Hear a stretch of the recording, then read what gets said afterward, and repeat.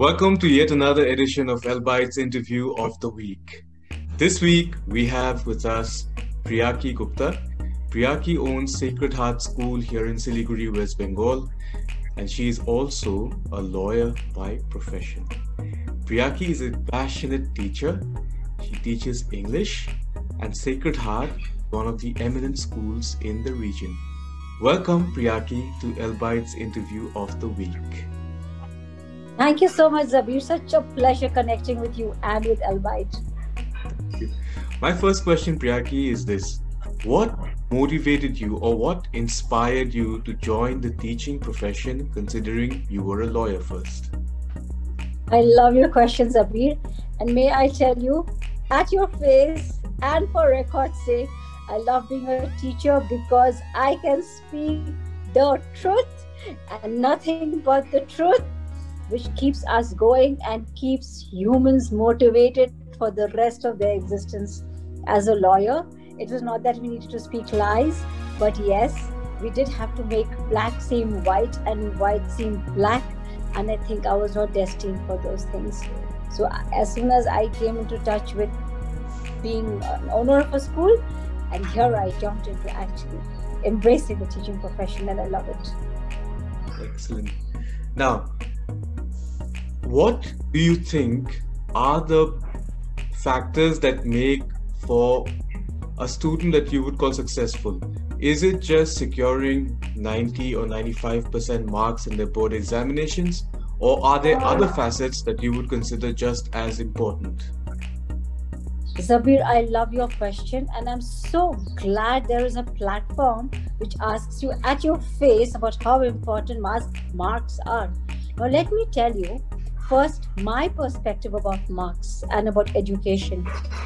I feel a spiritual growth in students, which ultimately enables happiness in life, coupled with material benefits, is what makes them a successful figure. Now, if you look at it, it sounds very paradoxical. If you are a spiritually enlightened being, happiness is its own reward. Then why are marks playing such an important role today?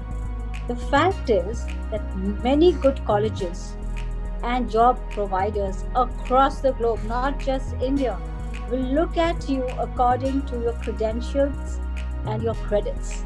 For example, if you score, hold your breath, a neat 100%, you are in just about every list of every university across the world.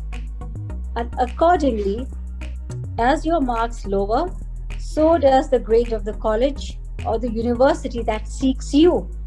So to be shortlisted in a good place of study, you first need the marks. It is then that you sit for an entrance exam, and it is then that you clear an interview, and maybe the job prospects follow. So that way, we work in the reverse order. That you need to be enlightened up here and understand why you are enlightened, because to live in this world and be happy with everything that the world has for you, you need to work for it. So how do you work for it? You just work and get the marks. Does that make sense, Abir? Sure does, Priyaki. My next question is, if it is just marks that make you smart and it allows you to seek entry into any university, by that measure, should we then not have a generation of entirely brilliant students leading our country particularly to greatness? On the converse side, that does not quite seem to be happening. I mean, to give more perspective to my question, the brilliant minds get into, let's say, the premier institutions such as the IITs, and the bulk of them make it out of the country, not benefiting the country at large. It is what we would term a brain drain. Exactly, so then, Zabir, you've nailed it again. Yes, so then, I agree with you completely. So then are we then just sharpening these minds to benefit some other economy, some other developed country already? Think about it, Zabir. It is happening. The brain drain theory, my mom studied it, my grandpa talked about it last century, and we are talking about it.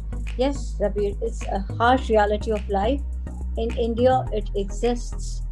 And for many reasons, it's not just about the cutoff point. See, let me tell you, ours is maybe a school which accepts even people from middle class backgrounds, economically, socially backward, economically backward, financially backward. We are stable, we are uniform, we move on. Now, in government institutes, there's a reservation policy. Shall we go deeper into it?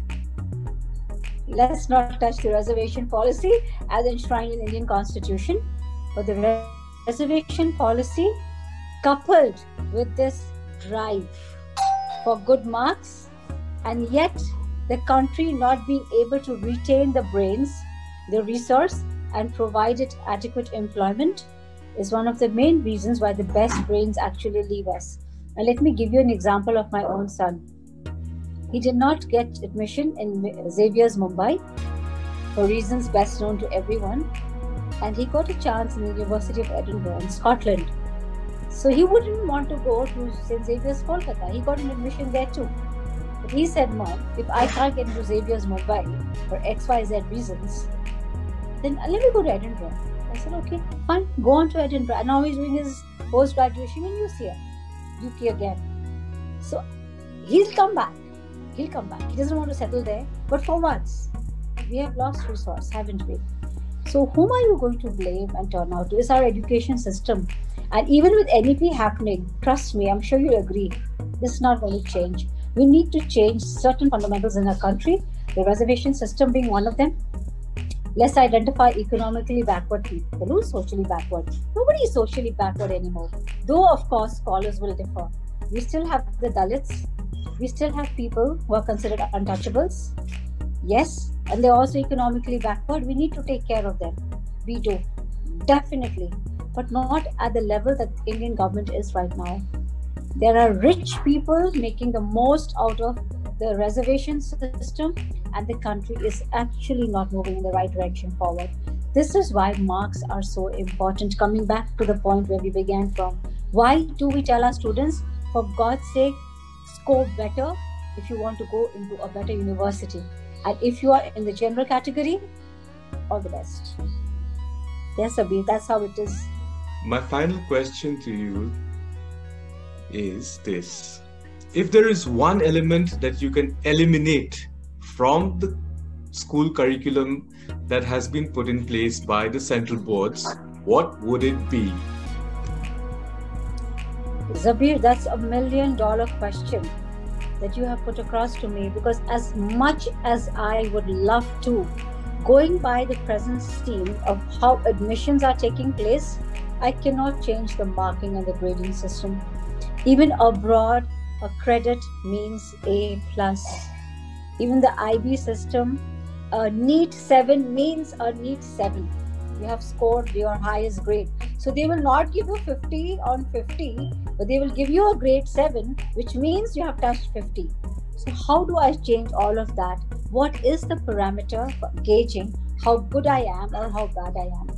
So that I cannot change. But yes, given the choice, I would first take an interview and then ask the child for his mark sheet. I would definitely do that. And in my school, I am doing that.